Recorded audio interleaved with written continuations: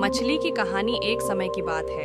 एक गहरे तालाब में ढेर सारी मछलियां रहती थीं। उनमें से एक मछली, जिसका नाम मीना था, सबसे होशियार और जिज्ञासु थी। वह हमेशा तालाब के बारे में जानने की कोशिश करती और नई चीजें सीखने की चाहत रखती थी।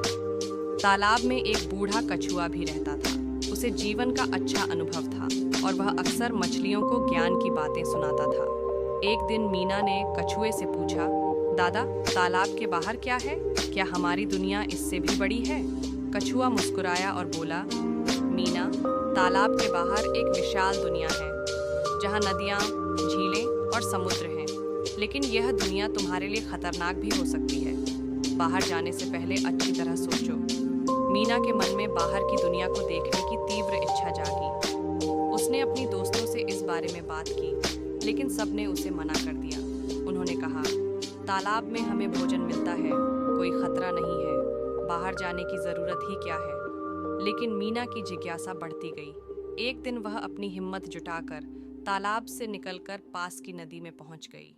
नदी में पानी का बहाव तेज था और उसे तैरने में कठिनाई हो रही थी।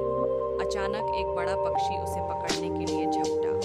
मीना डर गई, लेकिन उसने अपनी पूरी ताकत लगाकर खुद को बचाया और नदी के गहरे हिस्से में छुप गई। इस अनुभव ने मीना को सिखाया कि बाहर की दुनिया में रोमांच तो है, लेकिन सावधानी भी जरूरी है। वह तालाब लौट आई और अपनी कहानी सभी मछलियों को सुनाई।